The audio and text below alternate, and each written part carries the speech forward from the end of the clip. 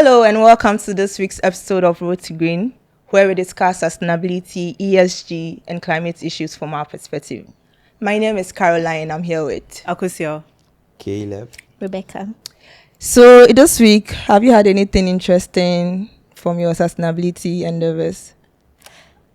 Not really like interesting. They'll be like, oh my god. No, the usual things.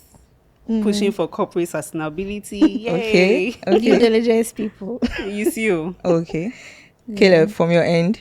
Yeah, from my end, as usual, like engaging businesses, seeing what new things they are doing with respect to sustainability, and then also, that's how it's been here. Yeah. Okay. For me, it hasn't been anything wow, just like Akusia. We're just making it to the next day. Literally. Okay, So, that's yeah. interesting. So this week we are going to discuss climate finance from the African perspective. So I know globally we've had over 50 billion tons of emissions. And then out of this 50 billion tons, it's just 2 to 3% that African is responsible for. And then in terms of the finance too, we have about $15 trillion. Interesting enough, we are still within the 3 to 4%. What do you think is the reason for that? Akusia, what do you think is the issue? So I think for Africa, I don't know, some things for us are rather unfortunate. Even though they say that we emit less, as you've given the numbers, but most emissions are from the global south and the rest. But we still do not have enough funding to solve the problems that they've caused for us. So your question is what is the problem? What could be the problem? Yeah. So I mean, maybe due diligence, maybe lack of viable projects, not following the right process to secure funding. Okay. Maybe also lack of trust from those who hold the money. Those could be it. So we can let me hear what Yeah. Rebecca has to say. Yeah. I like how you put it because when we say the continent hasn't been able to benefit from, the financial opportunities, there's also something we have done to not be able to participate in that opportunity, right? Like, I was given an example where even if let's go out of the climate finance space. If you were going to set up a business and then at some point you would want an investor to come in, you have to show the investor that, oh, I started this year and this is what I've done so far. But then you can't say it with your mouth. You have to have evidence that, oh, I sold 10 bottles in March and now I want to do more. So if you come in, this is how much I can grow, right? But then we don't have that structure. We don't have that evidence base that we can rely on. So accountability is one problem that we have as a continent. Okay. So when Akosia, you were talking, you made mention of due diligence. Yeah. You also made mention of accountability. So what do you think we can do as a continent to solve these two issues? I think I'll say something, but I would love to hear what Caleb has to say on that front. So currently, what I know is that there are a number of opportunities that are coming up. So there was this recent study I saw from a research institute in Ghana here that shows that Ghana is currently the leading country in participating in climate opportunities. Okay. Then maybe you look somewhere towards East Africa where frameworks are being put in place for, projects to be able to participate in the whole climate finance opportunity. I know that in 2025 Ghana issued ITMOs, which is like carbon credits on the government level to the Swiss government, for example. So there are lots of things happening, but then you have to measure the rate at which it's happening and then compare it with if we are able to meet the global expectations by 2030, for example. So, Okay. Yeah. Yeah, I think for me, beyond like all the things we said, all the points we made, one strong thing I want to take note of or be concerned about is that first of all, for anyone to produce a certain kind of financing or anything, there should be some kind of like a viable business or a viable green project Okay. or a viable commercial green project. Like, I'm trying to get the right words for it so that we understand, because Akosa mentioned sometimes those who have the money and like don't owe it to us, like they don't owe us that funds. I mean, they don't. Are you sure they don't owe Yeah, you they that don't. fund? They don't. They don't owe. They don't owe you. I mean, we are all contributing. Like, we want to contribute positively to the world. There are many countries they could be investing this money, like finance money, climate finance money, in or with or sharing those finances with. But sometimes they choose to maybe invest in Africa or like put it somewhere in Africa. I think beyond the green reason or the green purpose, beyond the green purpose, one of it is pure impact, because like Africa clearly has a big room to make that impact. Potential. Talk about arable land, talk about youth, talk about like everything, minerals, everything. There's a strong reason to do that here. So for them to give us that investment, or for people to invest these climate sustainable businesses, they need the business first. They need it to be sustainable. Sometimes I think people have, maybe because of grants and other things, people have figured out a way that it seems like they're entitled to some of these things, including African countries. Including African countries. This might be a controversial one, but I think you can bear the cost. I was coming to say that, like the whole slave trade thing that we are trying to talk about, and yes, it's nice. I don't think we are not those trying to get the resources from it now. We're not the ones that they're not the victims of it, even though they claim they are victims.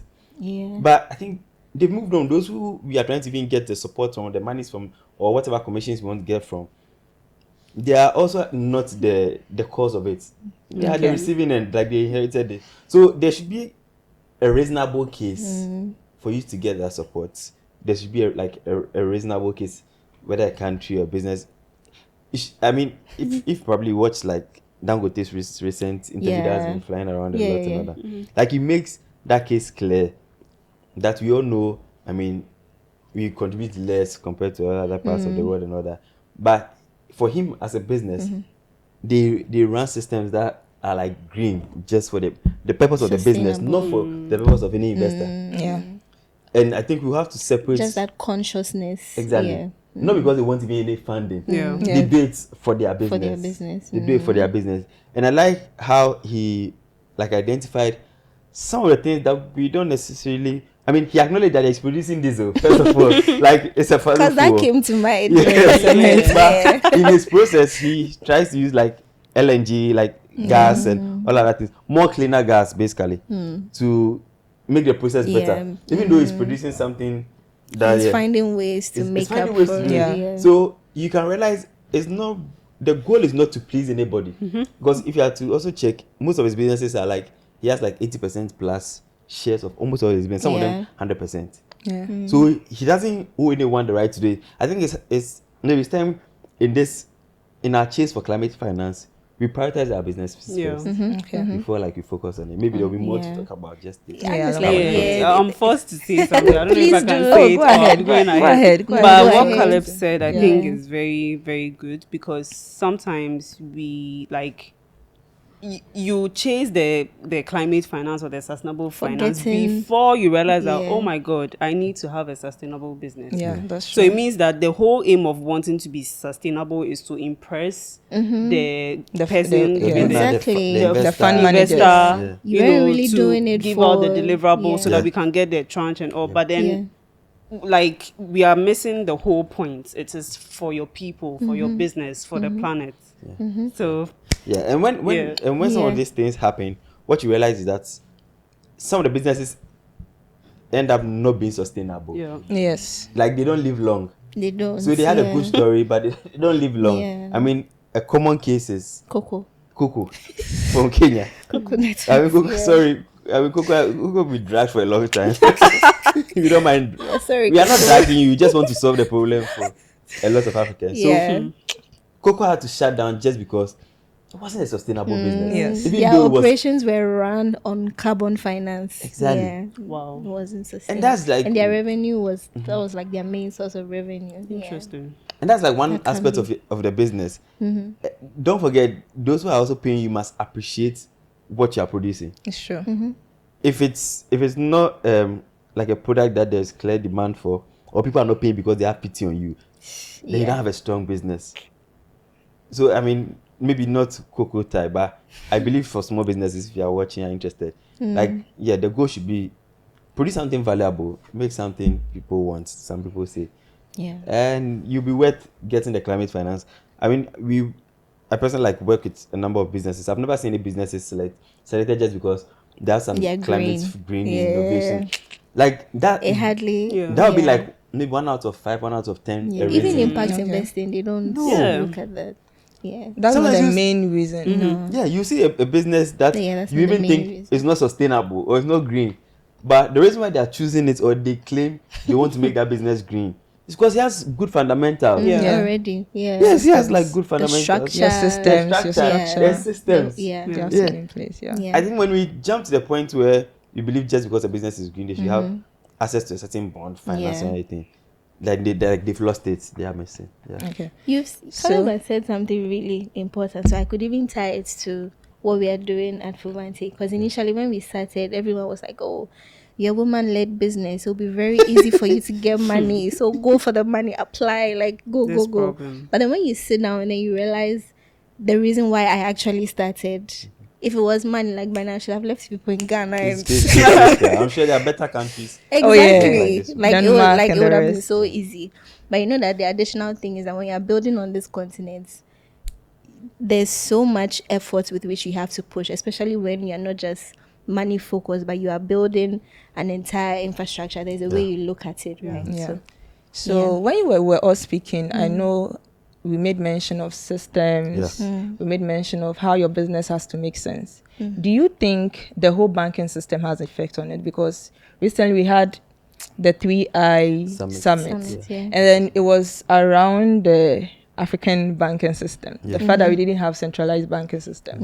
And then there was one startup, a lady who asked the question. She was like, she is due for funding. She's due. Like, I think she has applied for funding. And 9 months. Time. Investors must come for me. Something like that. That's the foundation of all, like, most of the green businesses we come across. Like, they want to approach banks or investors or donors like, I'm ready. Like, bring the money. I'm ready with that evidence. Bring the money. Bring the money. Like, So she mentioned everything was in place, but they were trying to get a bank account from. It was a finance startup, tech startup. They were trying to get a bank account as a company. And then the stress they are going through just to get that account to even receive the funding is a problem. Do you think the banking system is having effects on the green finance system in Africa? For me, I don't think so. Okay. The reason why I say I don't think so, it's just the fact that, I mean, bank is people's money. Trying to create more money for them. Okay. So bank is our money, trying to make more money for us. And then they also get paid. Yeah. And if they want to make money, like the way we are all greedy, they're also looking for greedy ways of making money. But in their greed, they are careful. Okay. Yeah. They tick the boxes. They check a lot of things. They want to make sure in their greed they are still safe. Worst case, they can get you back your money. Yeah. But what sometimes people forget is, like, they didn't even start out chasing green businesses to clear the whole foundation. Banks were not made for only green businesses. They were not made. Banks were there before green. Right. They just added it to their ESG portfolio. Exactly. In fact, even sometimes when you look at the so-called like agri development banks and check maybe sometimes where their loans go to. It's probably like complimenting somebody's work. It's never going to like a farmer with somebody with land and say, okay, because I want to farm, you should come and give money. No, it doesn't go. It goes someone who is already making the move. I like how like recently some of these quotes have been trending. I mean, lack finds a man in motion will always find his lack. Yeah. Like a bank is chasing someone in motion, a business in motion. If you're at your static point, no matter how green you are, they will not take that risk. Yeah. Okay. I was at a climate finance meeting with other bankers, and they mentioned clear that like for green businesses, usually they don't even meet their basic Criteria, criteria. They yeah. don't meet it. Why? Even the basic. Why is that Did the they case? did they I say mean, anything So about what's it? the basic criteria? Why It should be don't a sustainable business. Somebody run a business. It shouldn't be an event business or a 9-story business. It should be a sustainable business. When they check a business, sometimes I mean, like as you're saying, like trying to set up a bank account, like that's the basic thing of it. yeah, Taking yeah. records, that's basic. Like sometimes you meet certain green businesses, it's like early stage ones, like no records. Nothing. Yeah, they will get some grant, It's true. do something, have some small shop somewhere. And you can't make good progress with that. You can't make good Yeah. progress with that. Yeah. Like at this stage, sometimes I'm even tempted to say that if you want, like, you really want a bank support for your green businesses, maybe focus on running the business. With time, then you add the green to it. Yeah. So That makes sense. with your question about the woman in her business, is she now starting like seeking funds to start? Okay, she has or started. She has started, and she Yes. doesn't have a bank account. I mean, that's like That's the unacceptable. basic, So- basic requirements, you know. So these are some of the things. Yeah. Okay, to the audience, I know you've heard us talk about green finance. We've mentioned data. Yeah. Even if it's a pen and paper, if it's a book, write down your expenses. Write something that we can use to Yeah. assess Track or- The your comment section. and track your Yeah. ESG and all that. If you have any questions, you can put it in the comment section. So back to we've mentioned green finance. We've mentioned all those words. Yeah. What is green finance to somebody who is listening? To the layman. To the layman, yes. I Our forgot. layman. Layman. To the layman, to the Makola woman, Oh, to my the coconut goodness. seller. What is green and sustainable finance? Okay. So to the layman, it is We need to find a name for this me layman. or a company or a group of people Okay. giving you money to do good for the planet, people, your business, etc. Now someone will ask, what do you mean by doing good? So basically ensuring that whatever you are stewarding right now lasts. So we are helping you financially to make it last. I hope the layman understands. I hope so too. Yeah. I believe think they understand. Even to add to, Let's go to the I big could- English guys. Oh, please. I know Accept's name. So, I think for me, when I first heard of green finance, sustainable finance, it was like, what is sustainable finance? Because sustainable in itself is a word. Like, Yeah. things have to be sustainable. Yeah. So, what does it mean? And so, after taking a few courses, I got to understand that green finance originated from, the whole climate change discovery and things, where we had people, seeking to want to return the globe to its natural state and everything. But then it requires a lot of money to do that. So, for example, I think I use Nestle as an example where Nestle has been under regulatory pressure, for example, because they're a big company. If you know Nestle, you know that Nestle feeds babies, Yes, literally. yes. So that's a good thing they're already doing in the environment. But then how did they get to the point where now they have contributed to climate change at a larger scale? They did that through their operations. So now, because of what they have done, they have to use that financial benefit that they got from feeding babies to actually return nature to where it was. So in that case, they would have to work with projects, right? Projects that Nestle can support too. So we can take a tree planting project, for example. You can take a water project, for example. Anything that doesn't rely on the resources that have taken the planet to where it is now, like the fossil fuel, for example.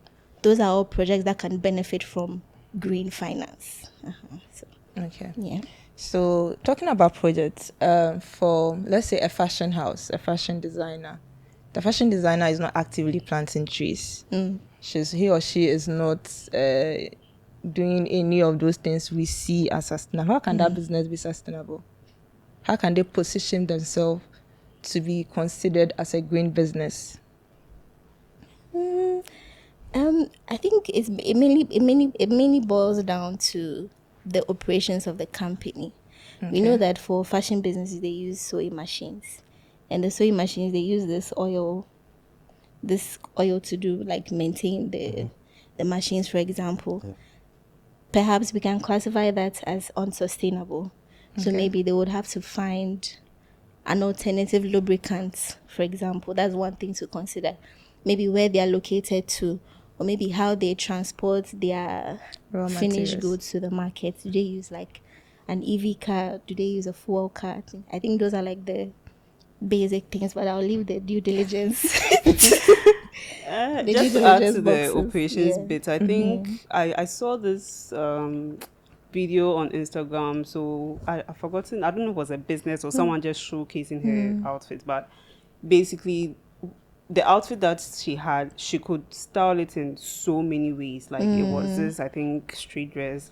She could wear it as a dress, as a skirt, as a two-piece. I don't know how that's possible, Yeah, but that makes sense. if you listen to this, like it's something that she'll keep for a very long time because Yeah. it's very It can be used in many Many ways. ways. so I creative think ways. for Yeah. the fashion space in particular, maybe like focus on things that the buyer wouldn't just feel tired of and just like dump it on the beach somewhere, you know.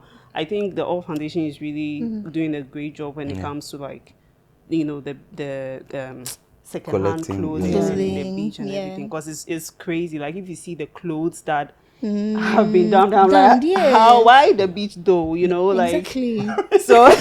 You know, I sometimes think about like, how Yeah, like, isn't waste that like clothes you get send to it the for a beach? swim and then you The leave thing it is, there? there. With those clothes, Yeah. It's those in the global north. The global No, but how north. does it get They've to decided like, the to give it beach? to us Yeah. as second hand. Mm-hmm. So how do we get That's to what the makes And it then beach? we second too, as hand. we are selling, we realize that Okay, this you one can't sell. cannot sell. Okay. Then we throw it away. So we need to even let go of fast fashion. Yeah. Those fast, Yeah, most so of it these, down to we that. throw it away at the beach.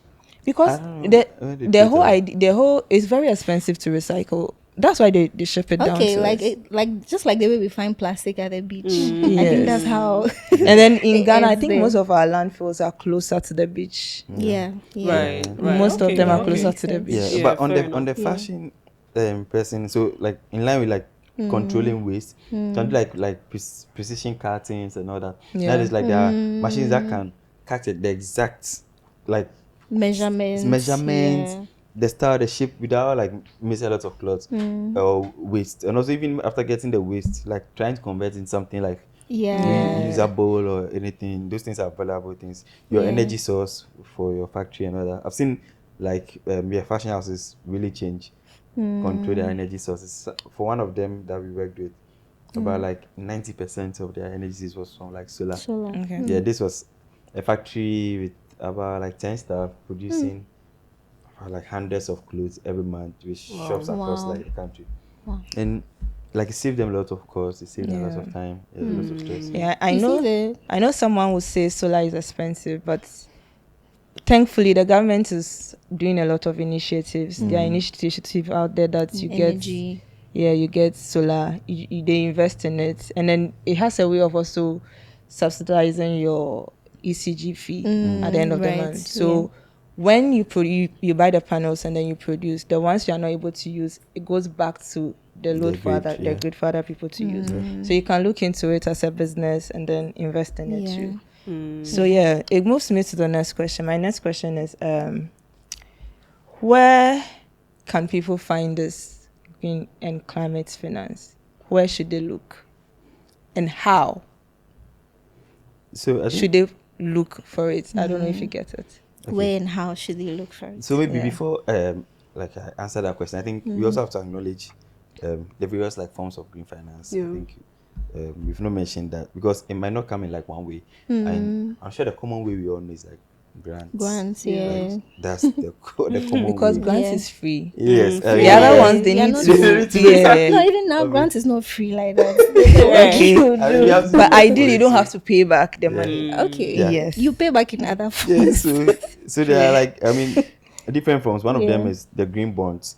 I mean, Yeah. it's becoming it's becoming a common thing across Africa is, now. yeah. I think in Ghana, Fidelity has just launched a Fidelity Green Bond. Okay. Yeah. So basically, it means people are going to buy a bond, or individuals like us or businesses are going to get a stake of the bond or buy a bond, and the monies they invest in it, or the monies that come to, they invest it in other businesses, and the businesses are supposed to pay back within a certain period. I don't want to go deep into like government bond. I'm not an expert, just from off it. So I know like governments will sell bond, people across the world will buy the bonds. Government's supposed to pay back. It's like they give you a debt, you pay back after some years or in some years. So that's one of the way. Well, that's one of the form of the green finance. Another one is blended finance. With that, like addresses like various things, including non-sustainable things. Which is why it's It's blended. yeah. Right. Okay. So it has like a mix of things. It's not just one thing. There's even transition finance. This is Yeah, for those moving from the brown economy to the green. That is cement, fuel. If you want to be green, there's a whole system for you to. yeah. Okay. Yeah, so every business, even for those in the fisheries system, Ocean, ocean and fish. If you're a fisherman, there's a way you can be sustainable. Yeah. Stop using nylon fish nets. Yeah. Use cotton. Recycle your fish net. Like The fish will chew it. they'll not chew it. It's I know there are it's also innovations stronger. They are one of the most subsidized group of people that government like supports. Like when it comes to their engine oil, Yeah. it comes to their nets, comes to their boats. They get a lot of subsidies. Like And even now there's other Does the subsidies initiatives. go directly to them? Yeah, It directly goes to them. to them. Directly to them. Oh. And they are tracked, like every boat is tracked. Yeah, like every single boat. Interesting. Fishing boat, I mean, legally should be tracked. Legally. Yeah. Oh, Yeah, okay. legally. So a lot Wow. of them are like, they're all connected to the grid. I think maybe I can argue a bit better than even cars and all that. Yeah, like they are really controlled. So along that, the lines was like, where can they get it? Yeah. Aside the grants from various places, I mean, Funds for NGO, you can look yeah, at our website. NGOs, a number of them are in Ghana. I will not mention many names. And alongside like banks, most of our commercial banks now have like a green table or a green desk. Yeah. You can also look at maybe this for bigger institutions. Look at like the African Development Bank, like when I'm looking for like the tens and hundreds of millions of USD, like they are good places to look at. So yeah, NGOs, like country, how do you call it? Like country organization reps, like how you have like Canada Fair, GIZ, Yeah. some of those people have those, the Yeah. banks Yeah, have that's it. Yeah. Yeah, so these are the sources you can get from. Just closing on maybe how you can get it. Usually for the smaller ones, for example, if it's an NGO, it will definitely be like a program you apply, you get in. Yeah. If it's for a bank, they advertise, you apply for it, you meet their criteria, you get a loan or you get a support. If it's an IFC or ADB, African Development Bank, or maybe African Bank, yeah, you reach out to them. Sometimes they open for proposals, but sometimes you reach out to them, or they also source you. Sometimes you don't reach out to them, they source you. Like, okay, we're looking for these businesses for green that wants to get. Usually that's how it goes. They reach out to you because Yeah. the ticket size, the money they call ticket sizes are like sometimes bigger than your average amount. So off head for me, I think that's I've seen the pattern. But anyone can add. I think just to add, like, so development, DFIs, development finance institutions such as, the World Bank. I think you mentioned RCGIZ and the rest. And I mean, countries all over the world, like they have these sustainable, how do you call them? Sustainable capital fund or I don't know. Climate fund or climate fund, like the ones as part of their CSR, corporate social responsibility. Yeah, so like it's an investment business or firm where they are actively investing to, companies that are doing good for the company, the planet. So yeah. So for my research, I just realized about 20 green bonds were issued in 2023. Common across South Africa, Nigeria, Kenya, Morocco, Egypt. Interesting. That people don't know. Yeah, like that. No. Exactly. Like green bonds are not really common. don't know. Yeah, when it's issued, I don't think it's put out there like Yeah. I think mostly what we are exposed to, if it's not like you are really in the space, is the renewable one. Oh, you are using solar. Yeah. And Even interesting, that that's like energy is the biggest that receives more of like climate finance, like Financing, energy, renewable, energy, waste management, those, and maybe agriculture. Those are like the top three for it. People So don't know if, about carbon markets. No. yeah, it's not even like Yeah, what's in it's there, so- still coming up. Yeah, that's also a whole market on Yeah. Did its you say own. carbon market? Yes. Thank you very much. It's a whole market on its own. So Yeah. since it's also in progress right now, most of the things you hear in the sustainability space, you hear the carbon market and all that. Just a brief. I'm going to direct this question to you, Rebecca. Just give us a brief, I don't do briefs. a brief understanding of what the carbon market is. Okay. So to talk about the carbon market, I have to talk about carbon credits as what it is, right? Go ahead, ma. Because carbon credits is what makes up the carbon market. So carbon credit is basically an asset that a green project can show to a company that has been emitting their emissions, such that they can receive funds to scale their operations. So what example can I use? Let's take a soil conservation project, for example. Let's say a project that wants to reduce nitrogen gas in the soil, because we know nitrogen gas is also part of the unsustainable. Yes. So for such a project, they would have to show that, hey, I started this project since January, and I've been able to calculate how much nitrogen gas I have, been able to sustain, or emit. Is it sustain or emit? Nitrogen gas I've been able to reduce. Offset. So it's equivalent to this amount, and you can give me this amount for that. So I think early this year, we had Microsoft, the company Microsoft, offsetting into, I think, a project in South America, for example. It was like 1.4 million, if I'm $1.4 million. So that means Microsoft donated 1.4 million because it's equivalent to how much Microsoft as a tech company has contributed to global emissions. So by offsetting, they gave this South American project that amount so that they can reduce their emissions. So that's how it happens. Okay. Yeah. So the long and short and the understanding of carbon markets is trading of carbon emissions. Trading of carbon emissions. Greenhouse gases. Yeah. If you have anything you want, it's just like you are buying and selling. You are Like buying, a marketplace, literally. you are buying clothes and then you are selling clothes. It's just the same It's just that understanding. it's more technical. So yes, what's our takeaways for our audience? Just one line for each person. If they don't remember anything, what would they have to go home with today? I think for me, it would be to access some of these funds or some of these opportunities. You need to build a sustainable business. Okay. Not sustainable, not even in terms of green.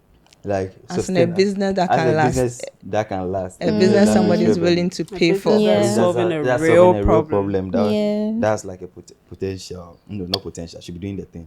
Then maybe you then aim to be a green business. So don't be in a rush to chase after some of this financing, especially if you have not qualified for it now. Just take it one step at a time. Yeah. But at least I know for the start, you still have access to technical assistance grants. At Okay. least that one, Yeah. you can qualify for it. With time, the bigger your business, the bigger higher access. access you get to like more funds. So focus on building your business, focus on growing your business. Maybe of course I'll give you like the corporate one. I'm giving you like the The due entrepreneurship diligence one. diligence one. Yeah. So that's it. Okay. The ball is in your Okay, court. so I think my takeaway or us has been discussed in this episode is that climate funding for Africa is not really a generosity problem, or it's not that they owe us anything, right? Yeah. But then we just need to, as African businesses and projects and organizations, we need to not only build, a viable business or a business that is like solving a problem, but also build the right infrastructure, data systems, those are not just there to be sustainable, but it's there to hold your business together, because that's the way that these investment firms will also have some trust in us, because the funding is there. It is, I don't have the numbers off head, but there is so much potential. It's just there that is. based on past, like all the Experiences. perception that they have of us is that, oh, I mean, the risk We cannot profile be is too trusted. high. Like, how can we even verify what they are saying? Where is the data? Where is the, systems and all? That's So Yeah. let's build systems, let's build infrastructure. And it's not just to be sustainable, but to hold a business. And in the long run, I think that contributes to your business being sustainable. And also one last thing is, for the investment, those holding the investment too, I think it has to be, I remember someone saying that the amounts are usually, I think it was you, Caleb, they are very huge, that some of these small businesses be able to, So I think some of these investments too have to be maybe tailored to the African market, like the way we always talk about framework standards or ESG standards being tailored to the African market.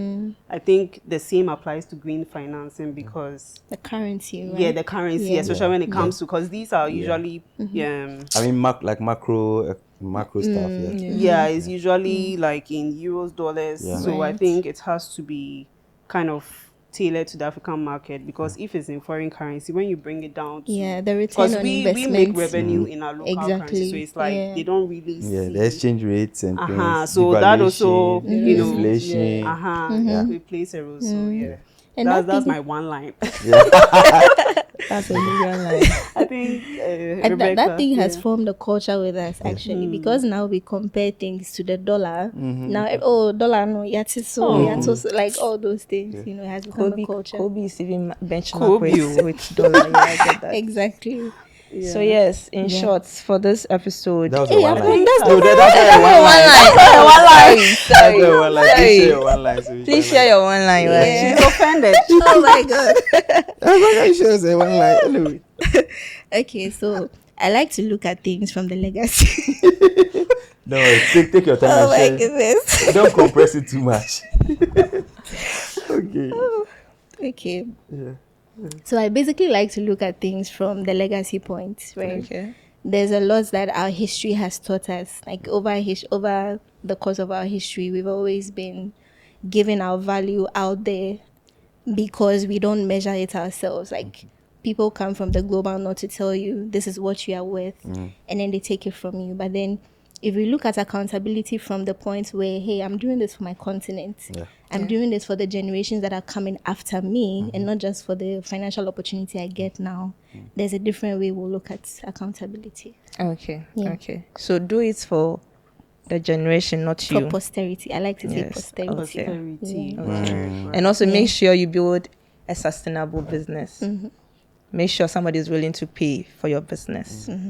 From my end, the best way you can also support this climate finance is follow Road to Green podcast.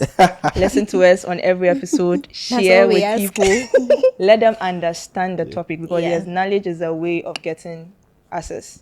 If you don't know, you can't access it. So you need to know, you need to understand, and then you need to access it. Yeah. So yeah, that's our take. Enjoy the rest of your week. See you again on the next episode.